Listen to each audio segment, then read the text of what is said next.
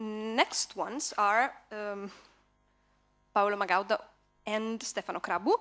They both work as postdocs at the University of Padua, and they've been working with Leonardo and me for the last 3 years on projects, well, on a project related to community networks that was funded by the Caritro Foundation.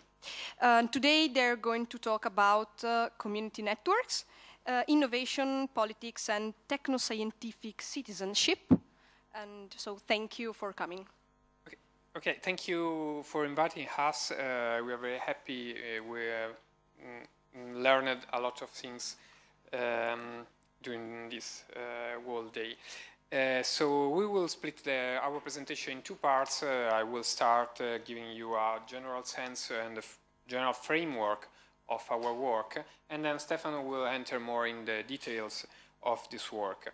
Basically, we present a description, a specific description of the Italian community network. So after a day where we have seen characteristics and ideas from other networks around the world, we can see something about Italy. We will do this speaking about a very specific, from a very specific point of view. And this specific point of view is this concept of technoscientific citizenship. Why this? In some way, we will try to answer to an answer that we heard during the day, which is why doing community networks or then a functional or instrumental HIME.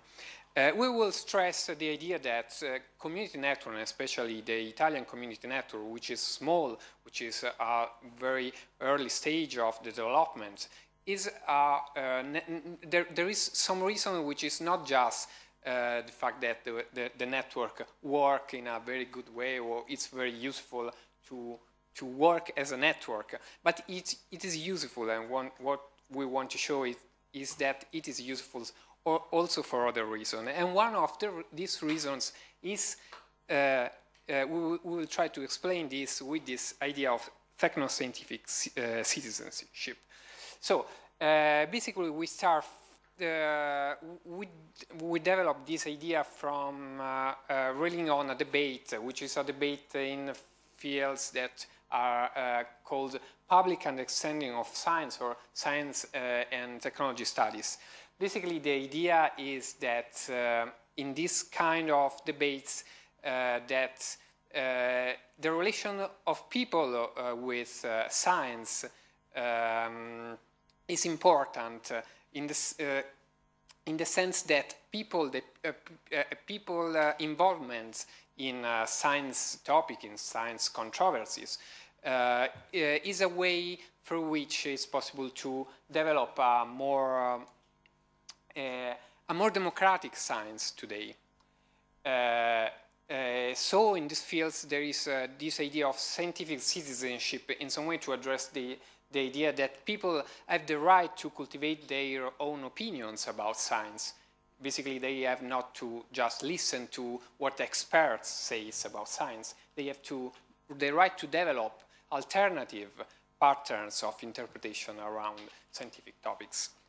And what we do, or our interpretation of our case, basically is to expand this idea of scientific citizenship to include not just opinion, what people think about science, but also what people do about science and about technology. And in this sense, the idea of a technoscientific citizenship.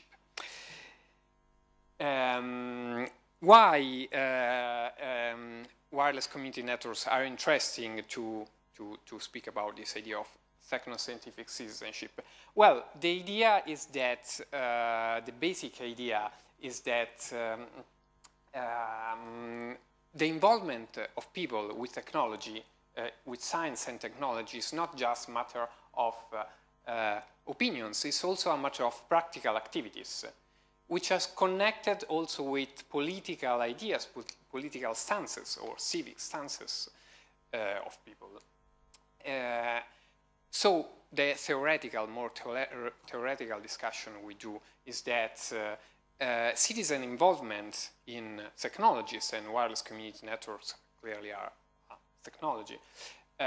It's also not just a question of discourses or opinions. It's also something grounded in the material activities. So something which has to do with technical competencies, something connected with the learning process, learning to hacking some hardware, and with practical activities, and we will see some of these activities now.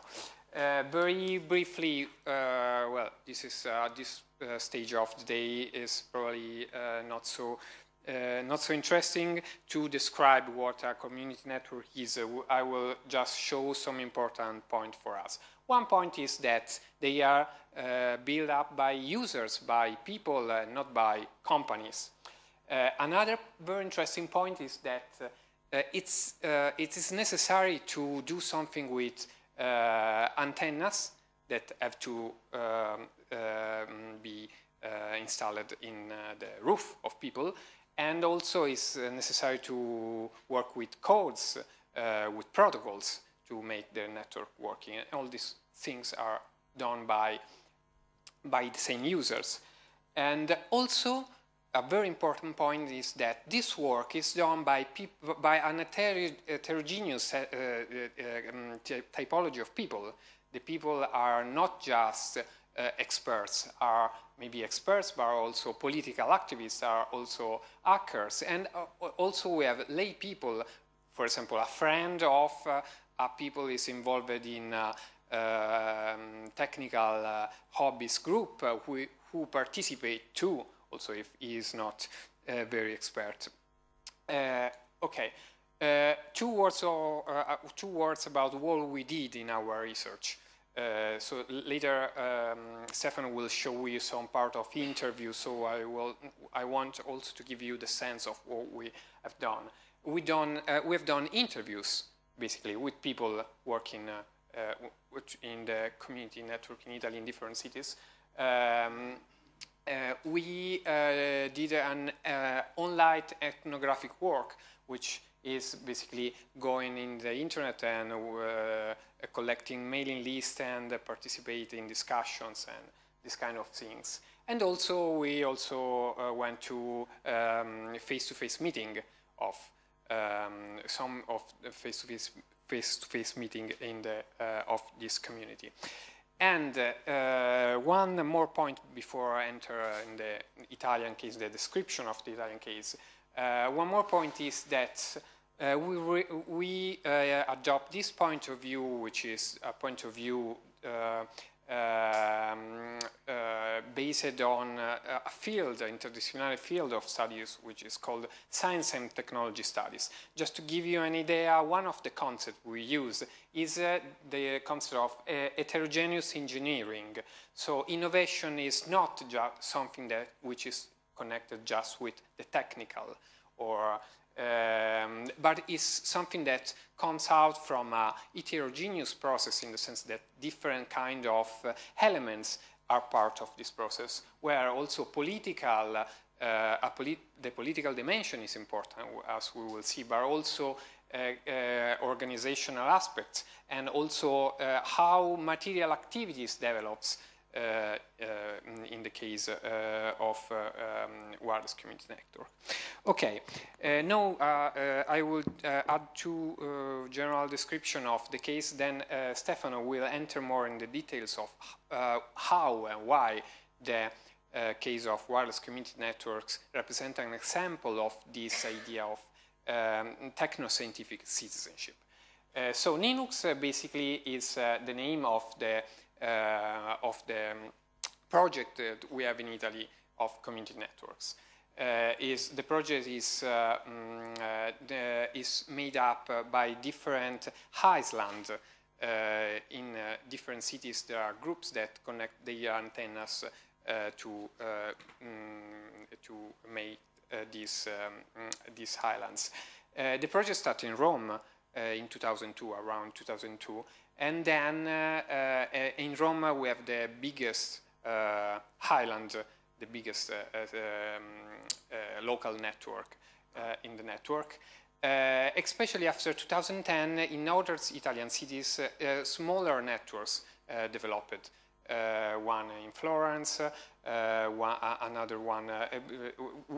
Our research is considered especially Rome, Pisa, Bologna, and Florence. Yeah, Florence, where Leonardo is one of the people contributing to the project. Okay, this is the general frame of the Italian community network. Now I let the microphone to Stefano, who will show you basically some specific example coming from the interview about the main point of the presentation. Thank you, Paolo, for tracing this empirical and theoretical roadmap, and following your introductory remarks, I try to unfold some of the main relationship between technical, political, and social elements which sustain the performance, the practice of technoscientific citizenship, through which activists as an expert as well are involved in building up the wireless community network. That is not only a naive technological experimentation, but is a more large collective effort oriented to shape an alternative model to the centralized, hierarchical, and neoliberal governance of infrastructures for digital communication. And this relationship between the political, the social, and the technical becomes evident when participants do not have an established set of technical skills, competencies before joining a project, but rather the skills are learned as a consequence due to the direct involvement in the project. And this point clearly emerged in the words of well-integrated participant in a network in Rome, and he said, "No, I'm not an engineer, but here in Linux, it is not the situation where you are alone trying to do things. When you approach a community that teaches you all sorts of things, it is easy to learn. I did not understand anything at first, as when I went there, it was like listening to someone speaking another language. And slowly, by insisting, I started to learn that kind of language." And considering this quotation, the technoscientific citizenship, it's not just a summation and ensemble of activities where experts and technicians build from prototype, sketches, a bottom-up network, a bottom-up infrastructures. But it also shape a pedagogical and educational setting where the acquisition of new skills take place. In this sense, technoscientific citizenship enact an informal and mutual learning process during which non-experts, and particularly lay people, lay political activists, become in a certain sense technoscientific activists, thanks to the acquisition of new technical competencies. And at the same time, another relevant issues concern the ways in which during the construction of the wireless infrastructures, geeks and technicians, engineers, for example, learn to reframe and re-elaborate their identities of expert, of technician, in a dialectical relationship with political activism focused on a critique to the contemporary neoliberal governance of the internet. And consider, for example, this quotation: "We want to get to a point where the infrastructure that you use to communicate is no longer hierarchical, is no longer centralized and in the hands of someone else. It will be completely distributed and based on a community of people." In the philosophy of wireless community networks, we have this fact of using free software, open source software. We have a sharing attitude in general. And this quote helped to highlight how experts reconfigure their skills in relation to the specific political view on ICT. Technologies here is not a neutral solution. Is a solution embedded in a political context, in a political claims. And for participants, the engagement in these activities also means bending its own identity, or in more sociological term, its own subjectivity toward the political landscapes. And as it clearly emerged from this narration, in this context of spontaneous civic engagement, involvement in technoscientific activities, the identity of the participant as well as the infrastructure in itself cannot be reduced to a mere technical dimension, a more technical experimentation. On the contrary, here, political motivations are vital elements in sustaining participants' endeavor to build up infrastructures and to enact the role of technoscientific citizen, rather than that of volunteers or geeks or simple tweakers. And the performance of these multidimensional roles, or the management of the different political and technical position, is also made possible thanks to the mediation of material artifact.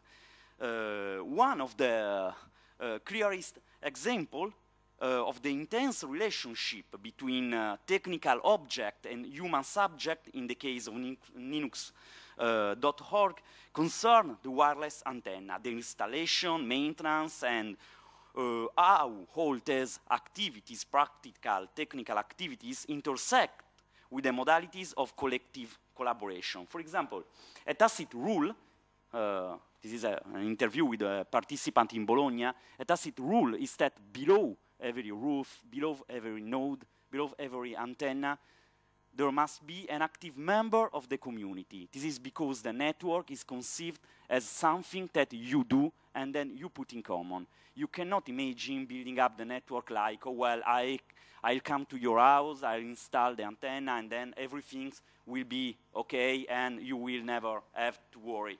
Okay. As this participant heard, antenna need to be installed, maintained, and set up. And these activities are essential to develop, from the one hand, an efficient working of the network in itself, but at the same time, committing themselves to the care of their own antennas means participating in a collective effort in taking care of the collective bottom-up infrastructures as political project. Here, antennas are not just a technical device, but can be considered as an active non-human agent that contribute to supporting the sharing of technoscientific citizenship. To be a citizenship require to take care of specific technical device. And in fact, wireless antennas solicit collective participation. Their maintenance and the acquisition of the skills to do this not only give concreteness to a technical project, but embed and amplify a political discourses related to the centrality of civic engagement in technoscientific activities. And just to conclude with some final remarks concerning community networking as a form of technoscientific citizenship. Here, first of all, we consider technoscientific activist citizenship as an emerging outcome by the dialectical relationship between human action and technological devices. And more specifically, the practice of civic engagement required to be understood in relation with the technical environment in which they are deployed. And this kind of technoscientific citizenship implies that geeks, activists, and technical experts intervene their trajectories of technical skills acquisition with political action. In this sense, the technoscientific citizenship enact a process of mutual learning and knowing in practices. In this case, the learning is not a mere cognitive exercise, but a practical activity that takes place within a context defined by technological elements and political discourses. And finally, we also highlight that this form of civic engagement is powerfully intertwined with material objects, for example, the antennas, and the technical practices. Under this light, the technoscientific citizenship reshape the public sphere, the place in which the collective action takes place, as a technologically dense environment. And this dimension is crucial to understand in a more large sense the relation between citizenship in contemporary society, in which the human action, the collective organization is more and more technologically mediated. And yes, that's all, and thank you for your attention.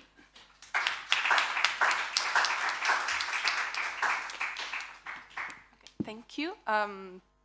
You can just sit here if you prefer. And so I will like to adopt the previous format. So we will have the next presentation, and then at the end we will have questions if there are. Next presentation is by Federica Giovanella. Sorry, that's weird, I know. Okay, I'm a postdoc fellow at the Faculty of, well, currently at the Department of Information Sciences, but I work mainly here at the Faculty of Law. And I will talk about civil liability issues in community networks and briefly also on possible policy actions.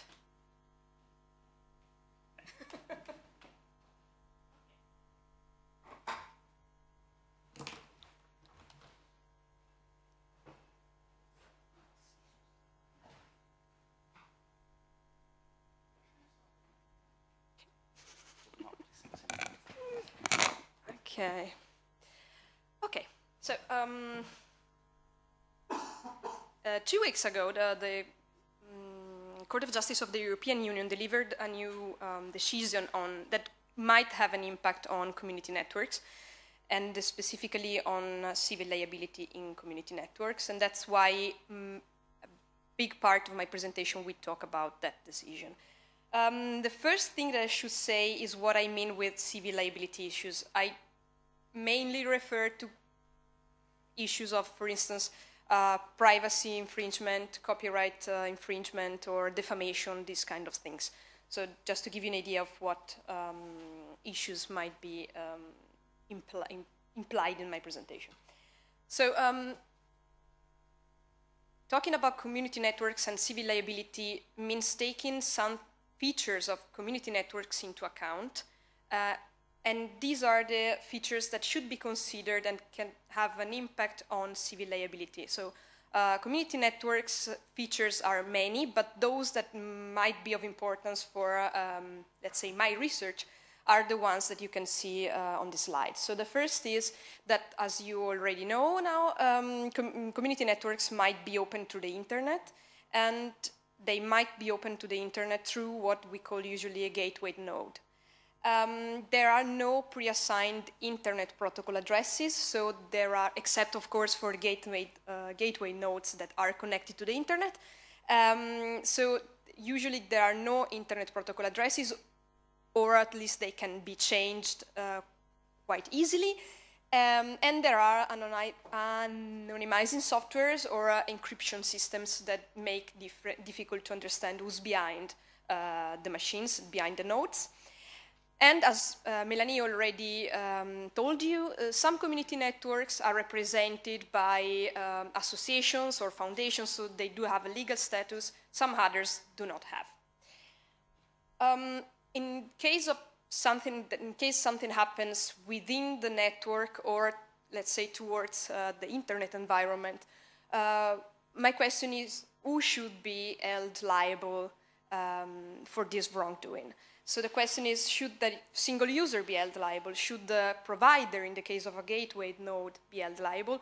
Or should the same community network be considered liable for the infringing behavior?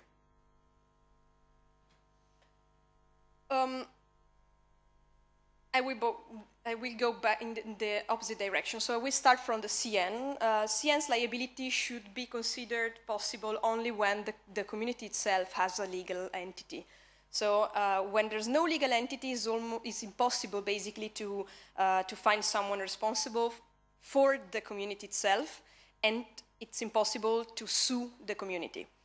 And okay, we could consider all the users together, so we could consider a shared liability, but that's very difficult, as we already listened from what Melanie said, and also because users are not identifiable. And so when there's no legal entity is impossible, where there is a legal entity, so when there is, for instance, a foundation or an association, that entity is considered or might be considered liable. And of course, there are specific rules. So like, for instance, the president of an association can be considered liable for what the association does, okay? For providers, we do have a directive. I think that all of you have heard about this. So the European Directive 2031 that exempts from liability the providers when they do comply with some behaviors. And more in particular, caching and hosting providers are considered liable when they memorize some data and they do not remove the data when requested. But this, so the activity of memorizing and of not removing doesn't depend on the source of the information. So in this case, the liability of this kind of providers doesn't have any, there's no difference whether the information comes from the internet, let's say, or from within a community network. A different position is the one of the mayor conduit provider, which is the provider that gives you the access to the internet. In that case, of course, there is a binding contract usually between the gateway node user and the provider itself. So it might be that the responsibility is shifted onto the user. Usually there are contract clauses that don't allow you to share your connection. What about users' liability? The first step would be to identify the user. So the first thing that you would do in a classical legal so in a lawsuit would be to sue the single person that committed the wrongdoing. But it's very difficult to understand who's the person behind the machine, so who's the person behind the node, because as I said, users can modify their own IP addresses, and they are not really registered as it happens in the internet environment. So it's not really certain who's behind the node in a specific moment. And also there are anonymizing softwares and encryption systems that obviously makes it even harder. However, the gateway node user could be identifiable because, of course, he or she has an IP number because it's connected to the internet, and probably this person could be liable for someone else's conduct. And of course, this would be a deterrent for the connection sharing. In particular, for what happens for the Wi-Fi sharing. In Italy, we don't have a provision that considers people liable for third parties' conduct unless there is a specific provision. I mean, there's no general provision that considers someone liable for a third-party conduct. So we only have specific provisions, and one of these is the provider's liability, for instance. In some other countries, there are rules that consider people liable for the mere fact of not protecting with a password their Wi-Fi. And one of the cases is the Hadoop pilot that Melanie already mentioned. So they make you liable for the fact that you don't put a password on your Wi-Fi. And a very close framework is the one in Germany. They have this Störerhaftung, which is an indirect liability for third parties' conduct. And it comes from a decision of the Bundesgerichtshof, so the Supreme Court of Germany, which was, I think, in May 2010, but I don't know why I wrote 2012. And the decision is called Sommer unseres Lebens, which was related to a movie that was shared through a Wi-Fi network. and a private person that operates a Wi-Fi network and it doesn't protect it can be seen as an indirect infringer. And this is what the Supreme Court of Germany decided. But then actually in 2016, so a few months ago, there was an amendment in the law that relates to communication, and that said that now open wireless is, so you can enjoy the same liability limitation that are enjoyed for access provider if you have an open wireless. But actually it's quite tricky the way it was worded, so the words may refer only to professional people running professional Wi-Fi and not to private individuals. And still in Germany, there was this case that was referred to the Court of Justice of the European Union and that I mentioned before. The case is the McFadden case. Tobias McFadden has a shop where he also runs a Wi-Fi, an open Wi-Fi, and in 2010 someone used this Wi-Fi network to make available a song that belonged to Sony Music. And Sony, of course, sued McFadden, asking for compensation because of the indirect liability, because he didn't put a password on the network, on the Wi-Fi. McFadden brought an action to obtain a negative declaration, and of course, again, Sony asked for an injunction against this person, so to stop the infringement. The Court of Munich was not sure whether McFadden could enjoy the liability limitation coming from the directive of 2000. So the court referred to the Court of Justice of the European Union and asked like 10 different questions, but the most important ones, at least for what community networks are concerned, can be summarized like this. So these two ones. The first is, can the network of McFadden be considered as an information society service and therefore enjoy the liability limitation that are introduced by the directive of 2000? And in case this is answered in the positive, so this means that McFadden is an intermediary and means that McFadden can be also the target of an injunction. And at that point, the question of the Court of Munich was, which kind of measure should an intermediary adopt to stop copyright infringement? And the question was, framed in this way, what of these three different measures should be applied? The termination of the account, the examination of the information passing through the network, or to adopt a password protection for the wireless. So the court first said yes, the activity that Mr. McFadden runs is actually an information society service, because information society services are those normally provided for remuneration, and remuneration does not need to be direct, so there's no need that someone pays directly the person, but it can also be, for instance, that you use it for advertise your business, which is the case of McFadden. And so his activity is comparable to the one of an access provider, and he can enjoy the liability limitation of Article 12 of Directive 2031. But at the same time, this means that he can also be the target of an injunction. And what about the three kind of injunctions that the Court of Munich proposed?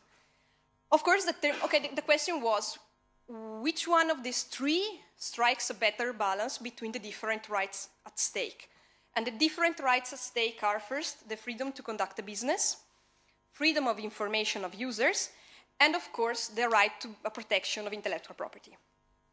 And the termination of the account, as the court said, it would be disproportionate, it would be too much, and it would be a burden, of course, only on McFadden, and it would also absolutely impair the freedom to information.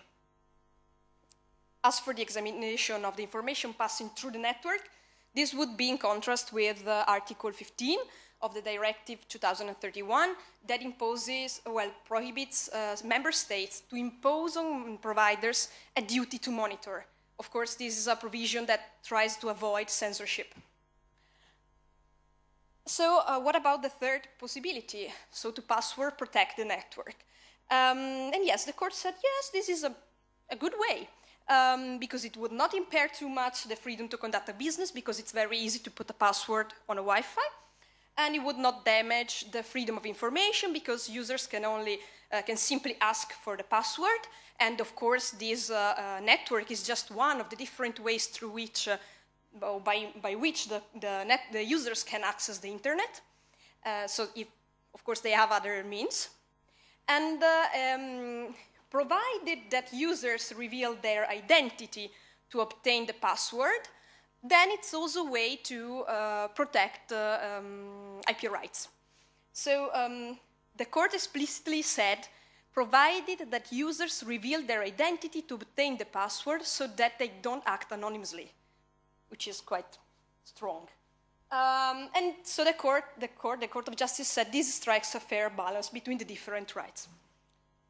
I'm not sure that it strikes a fair balance on the different rights, but I would more agree with Advocate General's opinion, which was delivered, of course, earlier, so 6 months ago. Advocate General obviously said that the other two measures would be disproportionate, but also that password protection would not allow a fair balance.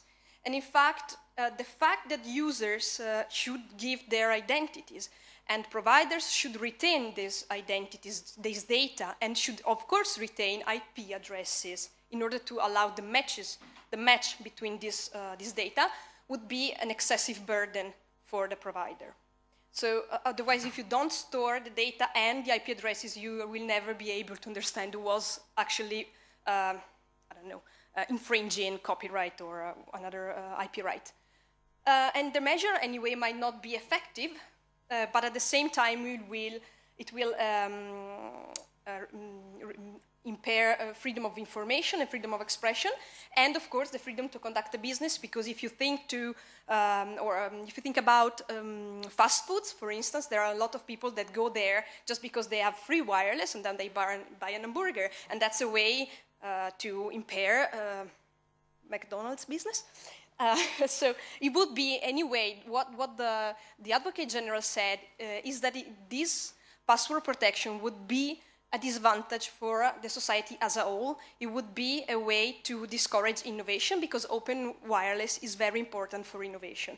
So I really hoped before reading the decision of the court that they would adopt this view, but that was not the case.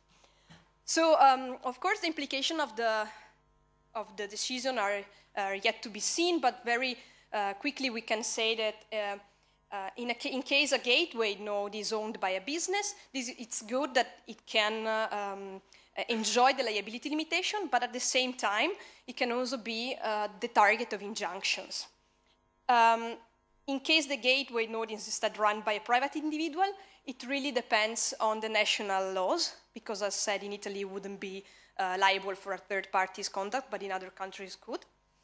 And national legislation still has to be considered to understand whether a private person can be the target of an injunction and of a request for damages.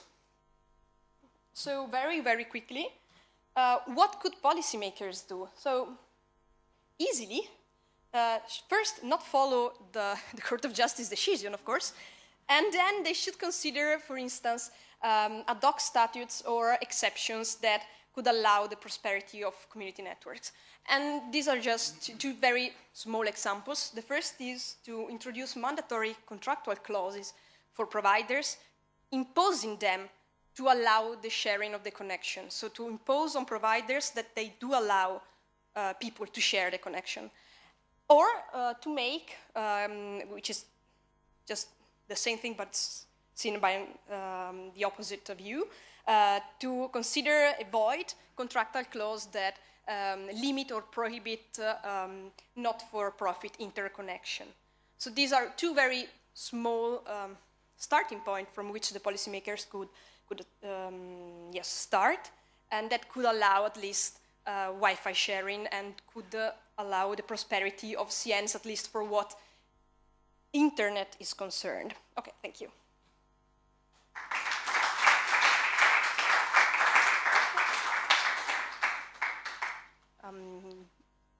Paolo and Stefano, if you want to come back.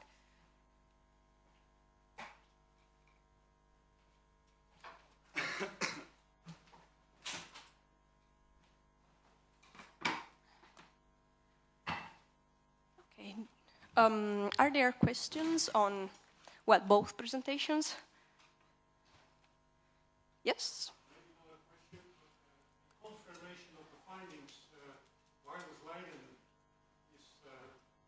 Typically the same story in terms of the responses and the perceptions, etc. So the general, it adds to the generality of your findings, I would say. It's great stuff. Thanks.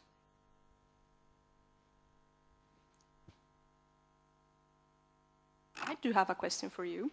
And the question is whether you plan to extend this analysis to other community networks in other countries, to understand whether there is a cultural factor behind, or there are other factors that might be what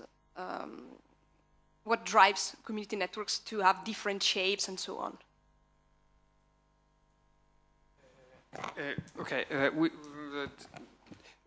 It would be interesting to do a comparison with other countries from the point of view of general cultural frameworks.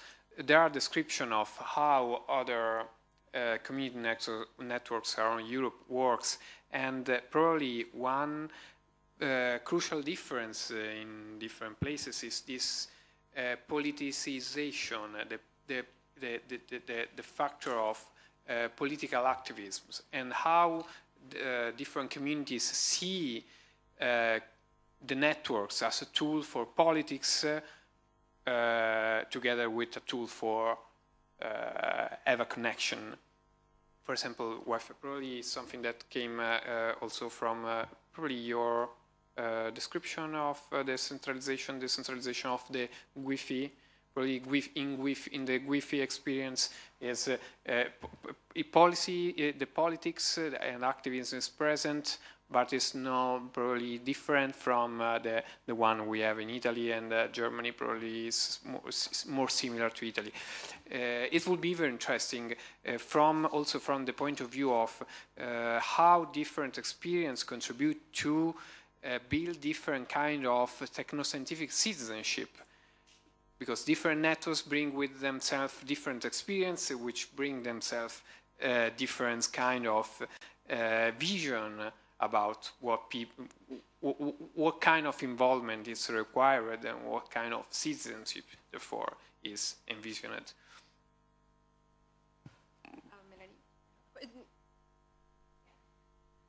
Thanks. I would like to continue on exactly that. Do you think that there is a cultural organizational feature which would favor the success and the sustainability of a community network? For instance, the presence of activists and not only engineers. And then I would add a distinction within the category of activists, because activists can be more neutral, or they can also turn to be political lobbyists, and they would lobby the local, national, or European policy maker to advocate what's on your last slides. And we haven't compared all the networks yet, but our feeling is that, for instance, the French and the Italian networks have more political activists than GIFI, which is more a techno-scientific activist type of participant. Rispondere tu sul Roma e le altre come forma organizzativa? Concerning the organizational driver that can help the sustainability of the project, yeah, you can find some common elements. First of all, I can say the practice of sharing and learning This point is one of the main relevant points. For example, the organization of informal workshop that can help the possibility to acquire a sense also of responsibility to be part of a project. This point is really, we focus not only on the organization in itself, but the practices of organize something. And one main practice of organize this type of network is the organization of a learning workshop every week in specific spaces, and sometimes these spaces are politically characterized. Are, for example, some hackerspace in a squatted social center, or other spaces in which other volunteers organizations are hosted, and this context facilitates the hybridization between technicians and political activists. Concerning political activists, which kind of political activists you can find? It's not easy to respond briefly to this question. In the case of in Italy, you can find an heterogeneous typology. You can find, for example, people coming from the experience of a squatted social center, really connected to the experience of media activism, born during, for example, the experience of indie media during the contestation of G8 in the first, okay. And you can find also activists in the sense of hackers that have developed a specific culture of reappropriation of technologies, and the idea that technologies is not a neutral artifact, but required to be rearticulated in a social context, and yeah. Probably a short add-on to this is that in different cities you see different kind of configuration of this heterogeneous set of people. So, for example, in Pisa there is a university department involved together with political activists. In Florence there is these people that are connected with the Arci, which is a left-oriented form of association between people. Yeah. Okay. In differences we see you can recognize slightly different configuration of these people.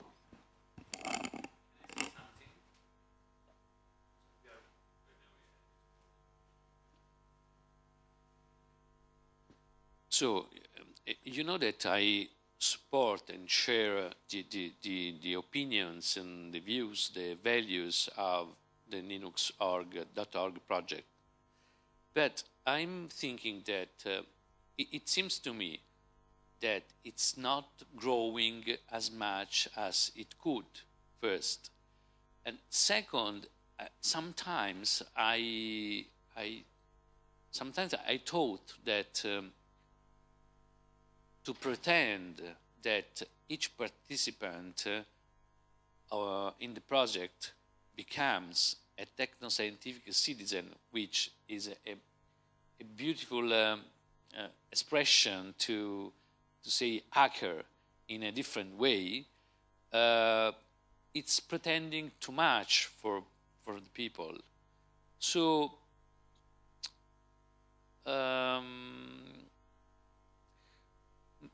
I'm wondering if it's a chance to moderate this approach and to lower down the expectation to transform normal people in political activists just to have a wireless network connection.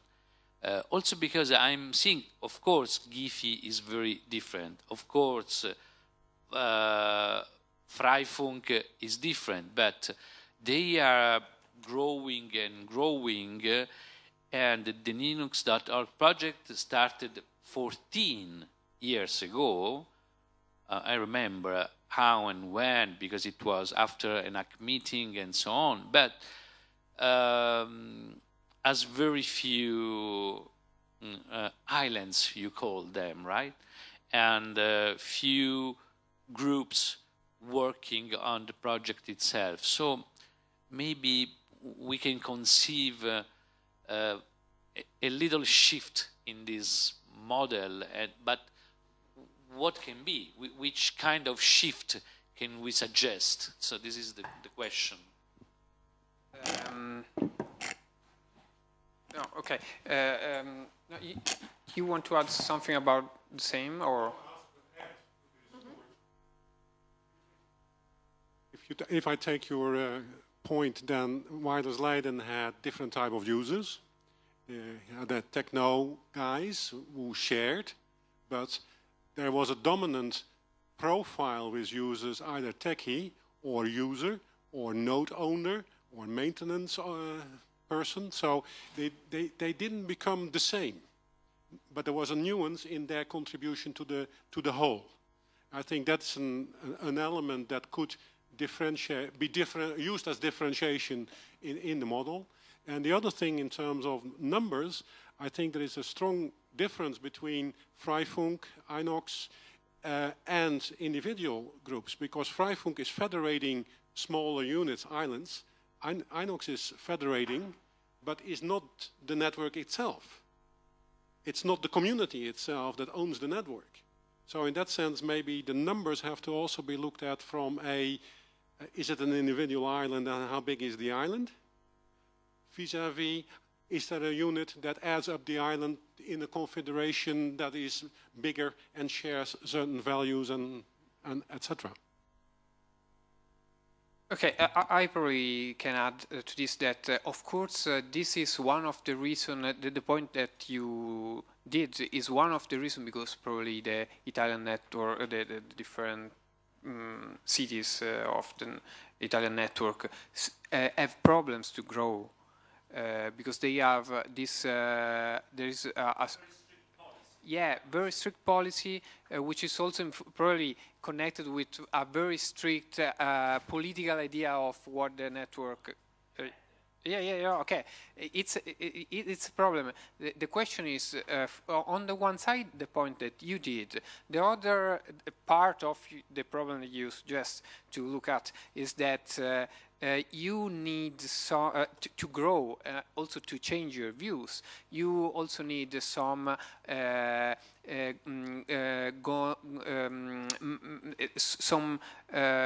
tool to manage conflict and to manage different view and to make your project evolve in a slightly different way, but with agreement of all the people.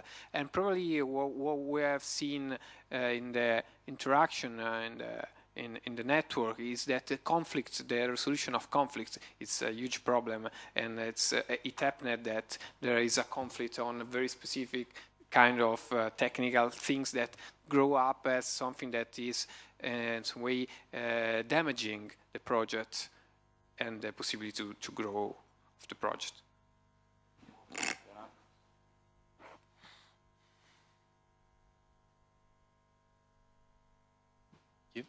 So now I remove my hat of researcher and I put my hat of activist, because I'm from Florence, I work here, but in Florence we are trying to develop our Linux island. And what Arturo said, it's perfectly right. Linux started as a nerd experiment, and it achieved a lot of things, but it cannot grow much further than the size that it is now with this kind of attitude. Simply because the density of a nerd per inhabitant in our city is not high enough, thank God, to make like large network. But under this point of view, something that, one thing that Paolo said, it's fully right. There are fights and discussion that community cannot really steer because they don't have the instrument and the practice of doing them. Plus, there is always, there are techies that do techie things, and there are other people that do other things that are equally important. But in a nerd community, there is nothing that pays off when you are not a nerd and you want to do other things in the eyes of the community. And this is something that, for instance, Giphy is managing in a different scenario in which they are trying to balance the work done by activists and the work done by private companies. So they have some kind of compensation scheme. So you private companies do something, and this goes in the same bucket where activists do something. But this, of course, are different things, but they help each one doing something with their own skills. And I think this could be done also, we use as an instrument in community networks like Linux, in which, okay, I come there, I'm a graphic designer, or I am simply a singer, and I want to do a party to do fundraising. Good. You go there, you participate this way, and your effort, your contribution will be in the same bucket as the nerds. This is hard for nerds to realize normally. So you need other people. I think in Leiden there were other people with a different mentality that steered the discussion somewhere else. Very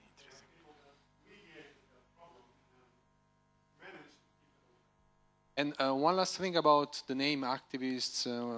When we did the paper for the Journal of Peer Production with Paolo, Stefano, and Federica, one of the reviewers used a term, I don't know if he coined it, but he said he was referring to community networkers, which is a term that I really like. I don't know if he made it up, but it explains a lot, like people that work to build a community and community network. Okay. I have a short question for Federica. And very, very short question, probably is also a simple question. If we apply your framework, your conclusion, policy conclusion about the management of the password, what could be the result of a McFadden case?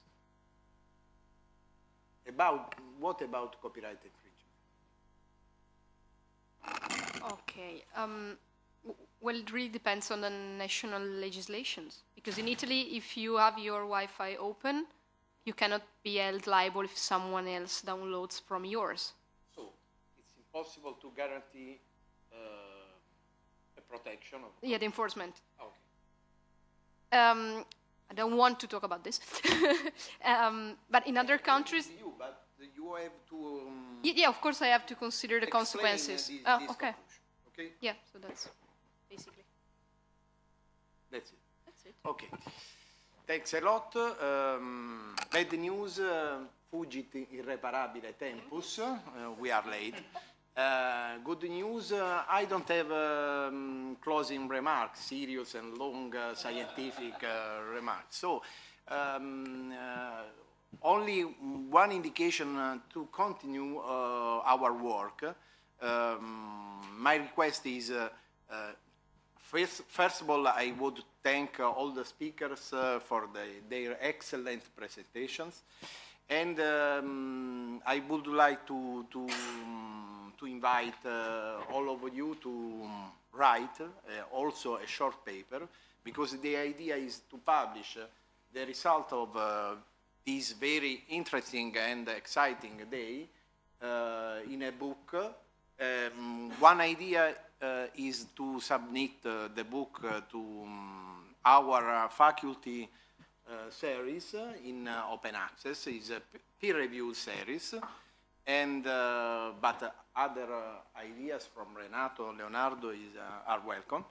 And so I hope in your contribution, and Federica, Renato, and Leonardo and me, we can manage the publishing process.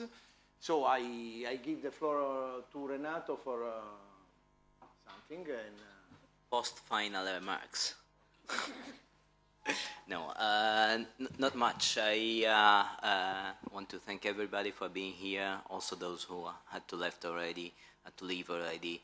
I just want to close with some commercials toward the last local administrator who resisted. diffuse the idea, the notion that there is this bunch of activists coming from many different. If my English is too fast, I can slow it down. Fine. Okay. Thank you. One of our goals is also to disseminate locally. Where locally, as seen from a European project, means at the national level. So I've been talking to Arturo, and obviously French guys, Greek guys, English guys. All the others in this project will try to do the same in their own local countries. But to me, local also means local. So we are very happy to come in different areas of Trentino and around to present these ideas, to help local communities to start if they want, to give some technical advice or legal advice.